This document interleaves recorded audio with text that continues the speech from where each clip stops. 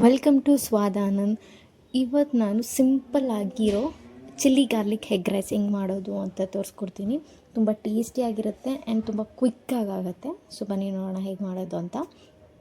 ಒಂದು ಕುಟಾಣಿಗೆ ನಾನು ಒಂದು ಬೆಳ್ಳುಳ್ಳಿ ತೊಗೊಂಡಿದ್ದೀನಿ, ಹಾಗೆ 1 ಸ್ಪೂನ್ ಉಪ್ಪು ಹಾಕ್ಕೊಂಡಿದ್ದೀನಿ, 1 ಸ್ಪೂನಷ್ಟು ಜೀರಿಗೆ ಪುಡಿ, ಹಾಗೆ 1.5 ಸ್ಪೂನಷ್ಟು ಗರಂ ಮಸಾಲ ಆ್ಯಂಡ್ 1 ಸ್ಪೂನಷ್ಟು ಖಾರದ ಪುಡಿ ಹಾಕ್ಕೊಂಡಿದ್ದೀನಿ. ನಿಮ್ಮ ಖಾರ ತಕ್ಕಷ್ಟು ನೀವು ಖಾರದ ಪುಡಿನ ಹಾಕ್ಕೋಬೋದು.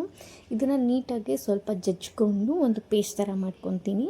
ಸ್ವಲ್ಪ ಮಧ್ಯದಲ್ಲಿ ಸ್ವಲ್ಪ ವಾಟರ್ ಹಾಕ್ಕೊಂಡು ನೀವು ಒಂದು ಪೇಸ್ಟ್ ಕನ್ಸಿಸ್ಟೆನ್ಸಿಗೆ ತೊಗೊಂಡು ಬನ್ನಿ. ಇದನ್ನು ನೀಟಾಗಿ ಈ ಥರ ಜಜ್ಜಿ ಒಂದು ಪೇಸ್ಟ್ ಫಾರ್ಮಲ್ಲಿ ತೊಗೊಳ್ಳಿ. ಇದನ್ನು ಸ್ವಲ್ಪ ಸೈಡಿಗೆ ಎತ್ತಿಟ್ಕೊಂಡು ಒಂದು ಬಾಣಲಿಗೆ 1 ಸ್ಪೂನಷ್ಟು ಕೊಬ್ಬರಿ ಎಣ್ಣೆನ ನೀವು ಹಾಕ್ಕೊಳ್ಳಿ. ಕೊಬ್ಬರಿ ಎಣ್ಣೆ ಹಾಕ್ಕೊಂಡು ಸ್ಕ್ರ್ಯಾಂಬಲ್ಡ್ ಮಾಡ್ಕೊಳ್ಳಿ. ಎಗ್ನ ಹಾಕ್ಕೊಂಡು ಸ್ವಲ್ಪ ಸಾಲ್ಟು, ಸ್ವಲ್ಪ ಚಿಲ್ಲಿ ಫ್ಲೇಕ್ಸ್ನ ಹಾಕ್ಕೊಂಡು ಸ್ಕ್ರ್ಯಾಂಬಲ್ಡ್ ಎಗ್ನ ಮಾಡ್ಕೊಳ್ಳಿ. ಸ್ಕ್ರ್ಯಾಂಬಲ್ಡ್ ಎಗ್ಸ್ ಥರ ಮಾಡಿಕೊಂಡು ಇದನ್ನು ಸಹ ಸ್ವಲ್ಪ ನೀವು ಸೈಡ್ಗೆ ಎತ್ತಿಟ್ಕೊಳ್ಳಿ.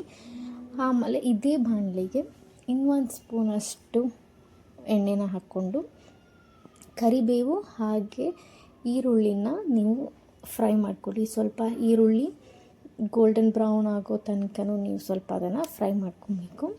ಫ್ರೈ ಮಾಡ್ಕೊಂಡ್ಮೇಲೆ ಆಗಲೇ ಮಾಡ್ಕೊಂಡಿದ್ದ ಬೆಳ್ಳುಳ್ಳಿ ಮಸಾಲ ಏನಿರುತ್ತೆ ಆ ಮಸಾಲೆನ ನೀವು ಇದಕ್ಕೆ ಹಾಕ್ಕೊಂಡು 1 ನಿಮಿಷದ ತನಕ ಅದನ್ನು ಫ್ರೈ ಮಾಡಿ. ಫ್ರೈ ಮಾಡಿದ್ಮೇಲೆ ನೀವು ಇವಾಗ ಕುಕ್ಡ್ ರೈಸ್ನ ಹಾಕ್ಕೊಂಡು ನೀಟಾಗಿ ಆ ಮಸಾಲೆ ರೈಸ್ಗೆಲ್ಲ ನೀಟಾಗಿ ಮಿಕ್ಸ್ ಆಗಬೇಕು. ಆ ರೀತಿ ನೀಟಾಗಿ ಮಿಕ್ಸ್ ಮಾಡ್ಕೊಳ್ಳಿ.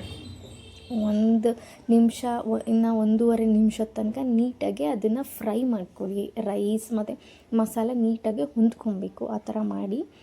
ಈಗ ನಾವು ಆಲ್ರೆಡಿ ಮಾಡಿಟ್ಕೊಂಡಿರೋವಂಥ ಎಗ್ಸ್ನ, ಸ್ಕ್ರ್ಯಾಂಬಲ್ಡ್ ಎಗ್ಸ್ನ ಇದಕ್ಕೆ ನಾನು ಹಾಕ್ಕೊತಾ ಇದ್ದೀನಿ. ಫುಲ್ ಹಾಕ್ಕೊಂಬಿಡಿ. ಹಾಕ್ಕೊಂಡು ನೀಟಾಗಿ ಇದಕ್ಕೂ ಏನೋ ಒಂದು ಸ್ವಲ್ಪ ಮಿಕ್ಸ್ ಮಾಡಿ. ಆ್ಯಂಡ್ ಇವಾಗ ನೀವು ಬೇಕಿದ್ದರೆ ಇನ್ನೊಂದು ಸ್ವಲ್ಪ ಚಿಲ್ಲಿ ಫ್ಲೇಕ್ಸ್ನ ಆ್ಯಡ್ ಮಾಡ್ಬೋದು. ಇಲ್ಲ ಅಂದರೆ ಇದು ಆಪ್ಷನಲ್, ಬೇಡ ಅಂದರೆ ಇಟ್ಸ್ ಫೈನ್.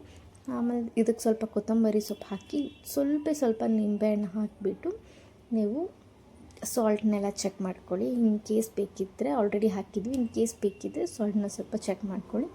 ಅಷ್ಟೇ, ಸಿಂಪಲ್ ಆ್ಯಂಡ್ ಈಸಿಯಾಗಿರೋ chilli garlic egg rice ready ಆಗುತ್ತೆ.